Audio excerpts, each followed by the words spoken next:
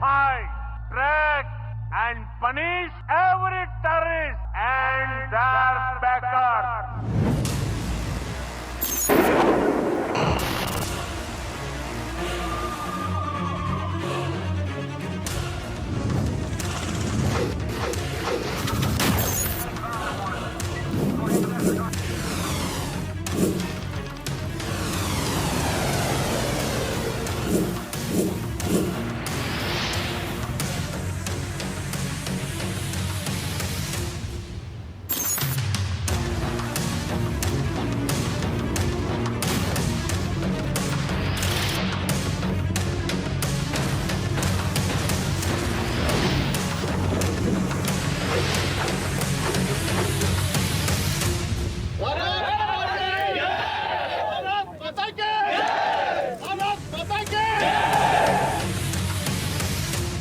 Terror और talk एक साथ नहीं हो सकते।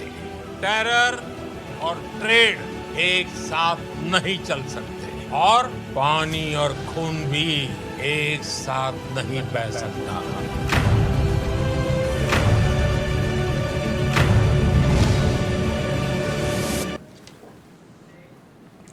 नमस्कार, स्वागत है आप सभी का। आपके साथ मैं हूं स्वप्निल।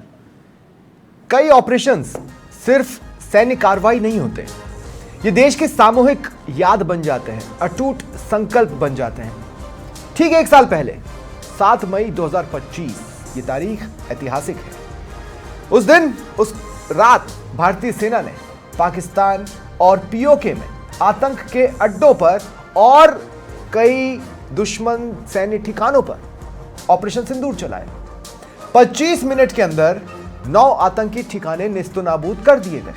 लश्कर, जैश, हिजबुल के कैंप्स राख हो गए, तबाह हो गए। पहलगाम के जो शहीद थे, जो लोग हमने खोए, उनका बदला लिया गया। आज जब हम उस ऑपरेशन की पहली वर्षगांठ मना रहे हैं, भारतीय सेना ने एक शक्तिशाली वीडियो जारी किया है जिसमें प्रधानमंत्री नरेंद्र मोदी का वो सख्त संदेश भी शामिल है। आतंकियों और उनके समर्थकों को पहचान कर सजा दी जाएगी। क्या ऑपरेशन सिंदूर ने भारत की आतंकवाद विरोधी नीति को वाकई नई धार दी है? क्या अब नो टॉलरेंस सिर्फ शब्द नहीं, नीति बन चुका है? इन सब का जवाब बेहद आसान है। सवाल यह भी है कि क्या पाकिस्तान अब भी समझ नहीं पाया है कि भारत अब पुराना भारत नहीं रहा?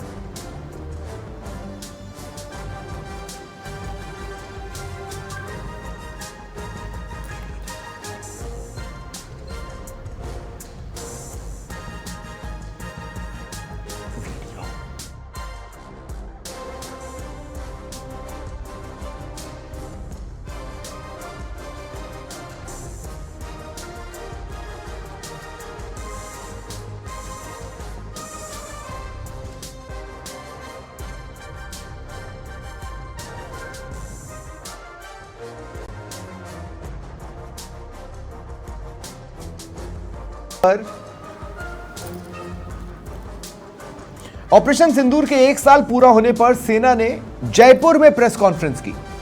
इस दौरान एयर मार्शल अवधेश कुमार भारती और लेफ्टिनेंट जनरल राजीव घई ने कहा कि ऑपरेशन सिंदूर अंत नहीं है, यह तो बस शुरुआत है।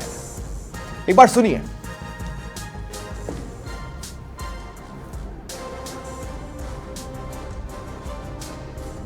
Integrated approach and integrated ICCS, Akash Tir and IMSAS, okay, that we have alluded to earlier. So whatever they may say, remember, narratives and rhetoric do not give you victory. Victory is measured by hard facts, and hard facts we have given out to you earlier, 1 year starting from 1 year hence, and in between also in various forums it has been given out to you all. And what are the hard facts? The hard facts are that we struck and decimated their 9 terrorist camps on the 7th of May. Proof is there for everybody to see. The hard facts and the ground reality is that we struck 11 of their airfields. The ground reality is that we destroyed 13 of their aircraft, either on ground or in the air, including one high-value airborne asset at a record distance of 300 kilometers plus. So that is the hard fact. In a year to the day since Operation Sindoor was conducted, and as the then DGMO, I look back at not only a military operation, but possibly a defining moment in India's strategic journey. Operation Sindoor saw India very consciously and coherently go beyond its erstwhile approaches and methods and target terror across the line of control and our international boundary with Pakistan. With precision, proportionality, and a clarity of purpose. It was a statement of resolve, responsibility, and strategic restraint by a nation. From the outset,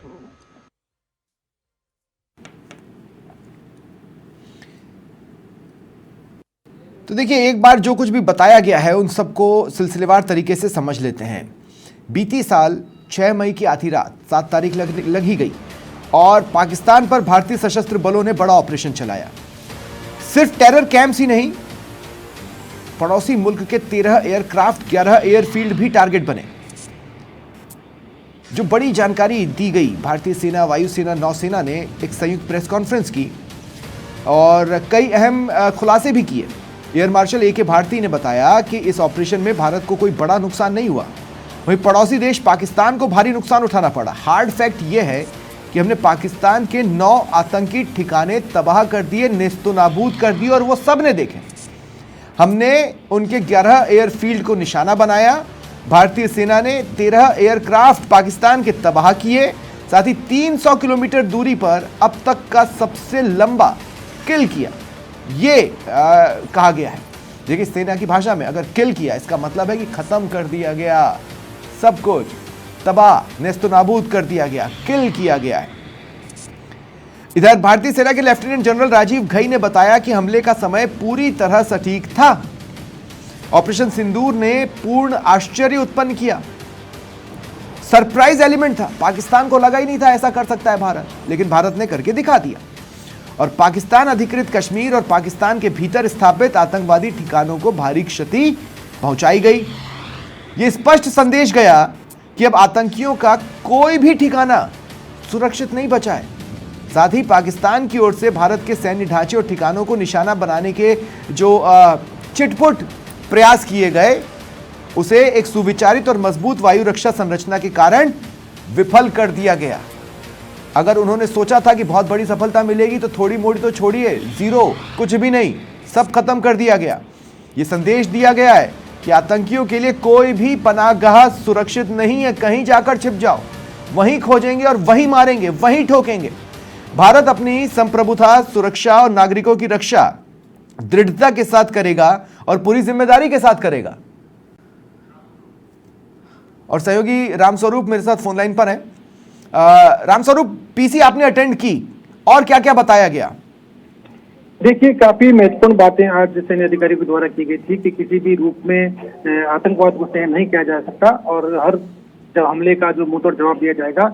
operation सिंदूर के दौरान भी 100 से ज्यादा पाकिस्तानी सेना के जो जवान थे उनको मारे जाने की बात भी उन्होंने बताई थी। तो साफ तौर पर कह सकते हैं कि भारत अपनी सुरक्षा को लेकर के, सीमा की रक्षा को लेकर के, नागरिकों की रक्षा को लेकर के बिल्कुल एकदम सटीक रूप से वो अड़े हुए हैं और कह सकते हैं कि वो अपनी सुरक्षा की पुख्ता प्रबंध है। पूरा सिस्टम जो है आर्मी का, उनके पास पूरा सिस्टम है जिससे वो अपनी सीमा की, देश की रक्षा करने के लिए तत्पर है। उन्होंने साफ तौर पर कहा कि किसी भी सूरत में आतंकवाद को बर्दाश्त नहीं किया जाएगा। अगर किसी रूप में कोई घटना कहीं होती है तो उसका मुंहतोड़ जवाब दिया जाएगा।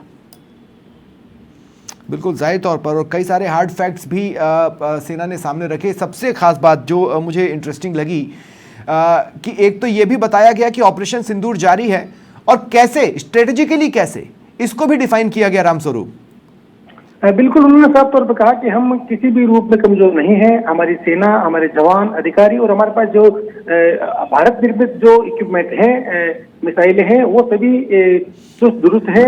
मैं आपको रोक रहा हूं। मेरे साथ जीडी बख्शी जी, रक्षा विशेषज्ञ हैं, मेरे साथ इस वक्त जुड़ रहे हैं। सर, स्वागत है आपका समाचार प्लस पर। Thank you. सर एक मतलब स्ट्रेटेजिकली ये समझाना कि ऑपरेशन सिंदूर जारी है ये काफी टफ था, क्योंकि अभी तक बोला ये जा रहा था, हर प्लेटफॉर्म से बताया जा रहा है कि ऑपरेशन सिंदूर जारी है जारी है जारी है, लेकिन उसका स्ट्रेटेजिकल डेफिनेशन क्या है उसकी क्लैरिटी आज आई है। कैसे? सर देखिए, lieutenant general Rajiv Ghai sir ने बताया कि इसका मतलब है तैयारी करना। हमने जो सबक लिए उससे तैयारी चल रही है, ट्रांसफॉर्मेशन चल रहा है, कुछ बदलाव करने हैं वो उसकी भी तैयारी चल रही है, सेना की डिप्लॉयमेंट पर सोच विचार चल रहा है, एक्चुअल ट्रिगर होगा, काइनेटिक एक्शन की जरूरत होगी। ये सारी बातें जो उन्होंने कही वो ये इशारा है कि एक भी लूप होल नहीं छोड़ना चाहते। बिल्कुल बिल्कुल, क्योंकि देखिए प्रॉब्लम ये है कि पाकिस्तान एक बहुत अनरिलायबल कंट्री है। उसके आसिम मुनीर साहब आजकल चहेते बने हुए हैं डोनाल्ड ट्रंप के, और जब भी अमेरिका ज्यादा सर पे हाथ फेरता है पाकिस्तान के तो वो ऊल जलूल और उल्टी सीधी हरकत करने से बाज नहीं आते। तो अगर ऐसे में पाकिस्तान ये हरकत कर दे तो you have to be ready to retaliate. और इसीलिए आज हमने देखा कि जो उस ईरा के यानी पिछले साल के जो तीनों DGMOs थे, director general military operation, air operation, naval operation, और जो कि आपके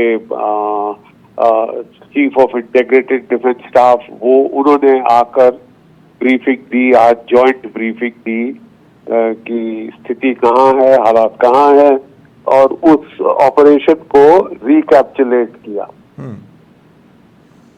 सर तो आप इस एक साल को या ऑपरेशन सिंदूर के एक साल को कैसा देखते हैं? देखिए मेरे हिसाब से तो हमने काफी कोशिश की है, जो भी इन्वेंट्री मैगजीन हमारी फायर ऑफ हुई थी, जो कि ब्रह्मोस क्रूज मिसाइल्स, जो कि हमारे स्कैल्प मिसाइल्स वगैरह थे, जो डिप्लीशन हुई थी उसको हमने मेकअप कर लिया है।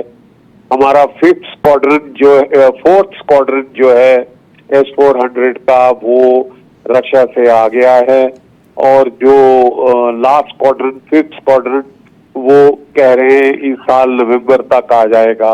ये एक बहुत बड़ा गेन मूवमेंट फॉरवर्ड है, जो कि हम अपने इसके मिसाइल्स बना रहे हैं इक्विवेलेंट S-400 के। अपने देश में उस पे काम शुरू हो गया है। जहां पे हमारी आप देखें कि 300 से ज्यादा ये एटैक गने, मीडियम गन 155 मिलीमीटर इंडक्ट होनी शुरू हो गई है।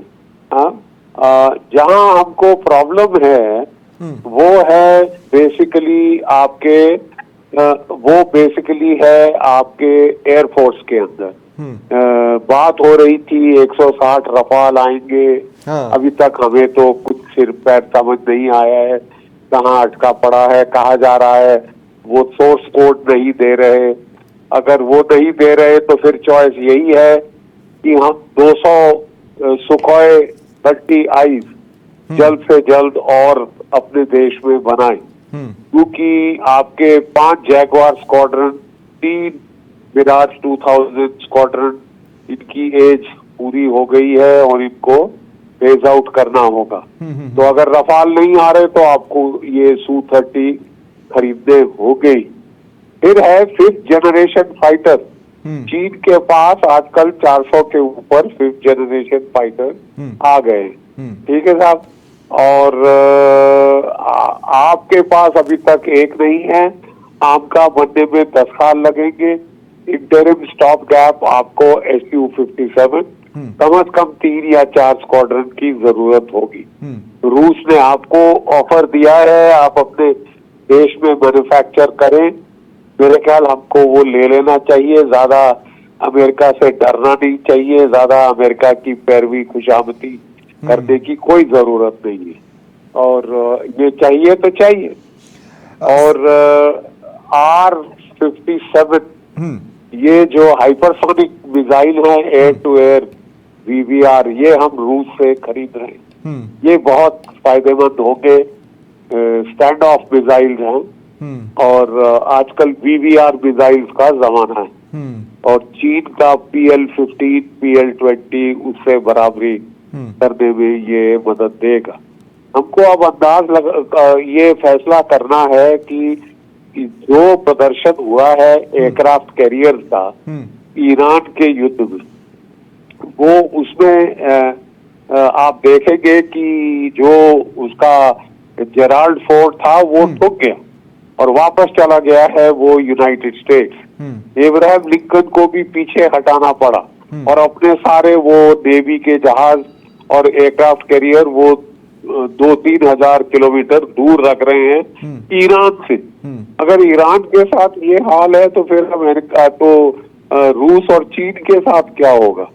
तो हमको देखना होगा कि क्या हमको तीसरा एयरक्राफ्ट कैरियर चाहिए, लेना है या फिर हम उसके बदले सबमरीन लें, क्योंकि as a power projection tool aircraft carrier पे ईरान की लड़ाई के बाद सवालिया निशान आ गया, क्योंकि जो ballistic missile, cruise missile, anti ship missile उसको बर्बाद कर सकते। सर, जब हम ये कहते हैं कि ऑपरेशन सिंदूर कंप्लीटली सक्सेसफुल था, वहां तक तो कोई डाउट नहीं है, लेकिन क्या हमने पहलगाम का पूरा बदला ले लिया? वहां पर सवाल बन रहे हैं। सर, मेरा एक छोटा सा सवाल है कि जैसे आर्म्स एंड एम्यूनिशंस की आप बात कर रहे हैं, वो रहेंगे तो जवानों के हाथों में ही। J&K में फोर्स डिप्लॉयमेंट में कुछ खामियां रहीं जिसका नतीजा पहलगाम रहा। क्या उन सबको फिल किया जा रहा है, नहीं किया जा रहा है? ये भी तो एक एश्योरेंस होना चाहिए ना। नहीं, काफी सारा तो फिल हो गया है, काफी सारा फिल हो गया है। वो आसाम राइफल को ईस्ट से ले आए हैं, यहाँ लगा दिया है, लेकिन मेरे अंदाज में आपको ये जो 1,80,000 जो कोविड के दौरान काटे गए थे हमारी फौज से, वो मेकअप करने होंगे और वो भी जल्द से जल्द।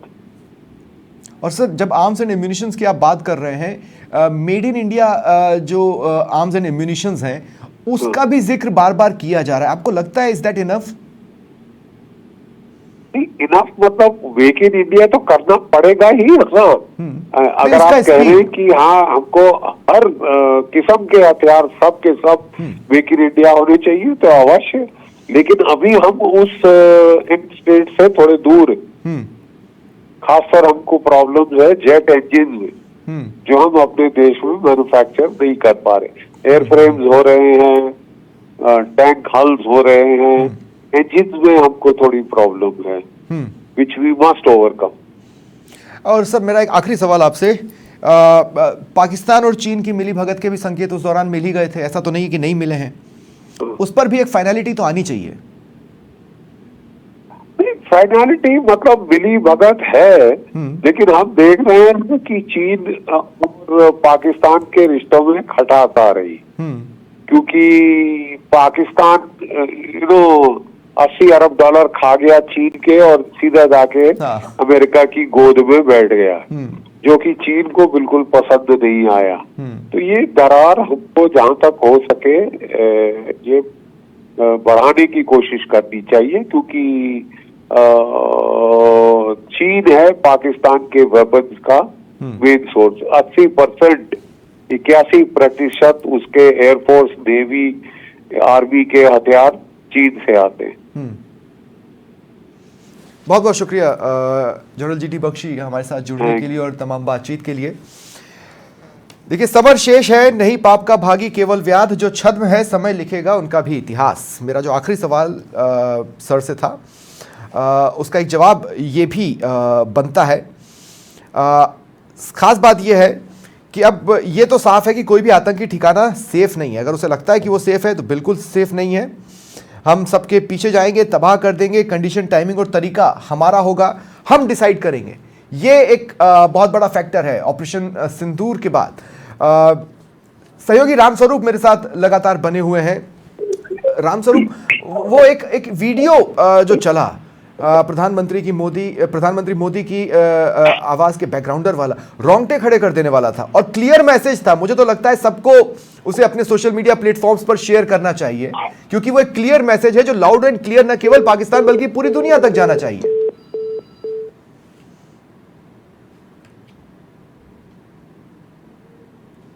नहीं, रामस्वरूप सुन पा रहे हैं?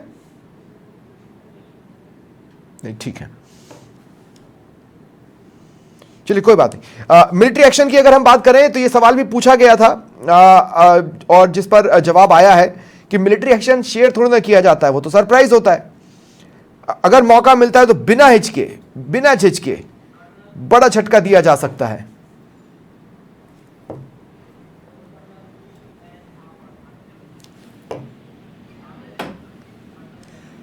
और इस वक्त मेरे साथ colonel V N Thapar phone line पर जुड़ रहे हैं। सर, स्वागत है आपका समाचार प्लस पर। धन्यवाद सर। आज की जो पीसी थी और उसमें जिस तरह से सभी ने अपनी बातें रखी, सभी ने सारी जानकारियां और एक साल की उपलब्धियां और एक साल में हमने क्या हासिल किया और हम आगे क्या कर सकते हैं, उसकी जो क्लैरिटी दी है, उसने पाकिस्तान के भी सबसे बड़े झूठ को एक्सपोज कर दिया है।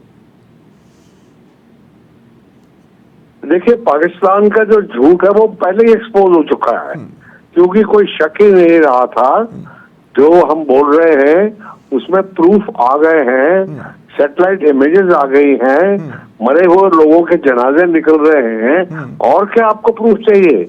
तो हम नहीं समझते कि ऐसा कोई शक किसी के दिल में था कि पाकिस्तान के नैरेटिव को काउंटर फोर्सेस तो नहीं करेगी ना, वो तो एक कंट्री के तौर पे हमें करना होगा या सरकार को करना होगा। वो मैं समझता हूँ वो एक लेसन है इसमें से निकला, क्योंकि पाकिस्तान ने अपनी पब्लिक को ये बताया है कि 1965 की लड़ाई वो जीते, 1971 में उन्होंने अपने हारे नहीं थे लेकिन अपने ट्रूप्स को वापस बुलाया, कारगिल में वो जीते और चाय पी दिल्ली में और पता नहीं क्या क्या। तो ये सब जो है ये एक प्रोपेगेंडा है और ये एक जरूरी है। हम लोग बहुत सत्यमेव जयते वो ले लेते हैं, जिससे हम फिर पीछे हट जाते हैं। आज के दिन में पाकिस्तानियों में ज्यादातर जो लोग इतना जानते नहीं है, उनको लगता है कि उन्होंने बहुत अच्छा काम किया सिंदूर में। सर, कई लंबे वक्त तक मैं आर्मी स्कूल बैकग्राउंड से हूं और एनसीसी सर्टिफाइड मैंने कोशिश की थी एसएसबी में, लेकिन मैं ये कहना चाह रहा हूं कि कई बार पेशेंस स्ट्रेटेजिकल होता है और उस पेशेंस का गलत मीनिंग कभी निकाल लिया जाता है, कभी नहीं भी निकाला जाता है। लेकिन अब हमारे पेशेंस से भी कोई डरेगा, ये ऑपरेशन सिंदूर की सबसे बड़ी उपलब्धि है। देखिए, मैं तो समझता हूँ कि जैसे ही मौका कोई मिलता है, क्योंकि देखिए पाकिस्तान ने अपने इंटेंशंस बिल्कुल साफ कर दिए हैं और कभी भी वो अपने इंटेंशन से हटके नहीं बोले हैं, और वो है कि इंडिया को उन्होंने नुकसान पहुंचाना है, इंडिया को मतलब जो भी नुकसान हो सकता है उतना पहुंचाना है। तो हमें किस चीज का, जैसे ही हमें कोई ऐसा मौका मिलता है जैसा अब सिंदूर में मिला था, तो हमें वो मौका लेना चाहिए, दोनों हाथ से लेना चाहिए और उसका पूरा फायदा लेना चाहिए। Thank you sir, thank you so much हमारे साथ जुड़ने के लिए और तमाम बातचीत के लिए। तो ऑपरेशन सिंदूर की पहली वर्षगांठ पर आतंक के खिलाफ जो लोग जंग लड़ रहे हैं, उन्हें एक बड़ा मैसेज प्रधानमंत्री मोदी की ओर से भी दिया गया है। अगर आप सोशल मीडिया प्लेटफॉर्म्स पर देखेंगे तो आज कई बीजेपी लीडर्स ने अपनी डीपी बदली और इस बीच सेना ने जो प्रेस कॉन्फ्रेंस की उसमें सब दूध का दूध और पानी का पानी हो गया। सीधा सीधा ये कहा गया है कि सिर्फ हंगामा खड़ा करना हमारा मकसद कभी रहा ही नहीं। ये सीधा सीधा मैसेज दे दिया गया है और इसमें कोई दौराय नहीं है कि न केवल हम तैयार हैं बल्कि हर बुरी नज़र को नेस्तो नाबूद कर दिया जाएगा, फिर वो कुछ नहीं देख पाएंगे। ये एक बहुत बड़ा पल है और हर साल आज की तारीख ऐतिहासिक रहने वाली है। लंबे वक्त तक न केवल दुश्मनों को डराएगी बल्कि लोगों को गर्व से जोड़ेगी, शौर्य से जोड़ेगी और नई इबारत लिखती जाएगी। ऑपरेशन सिंदूर जारी है।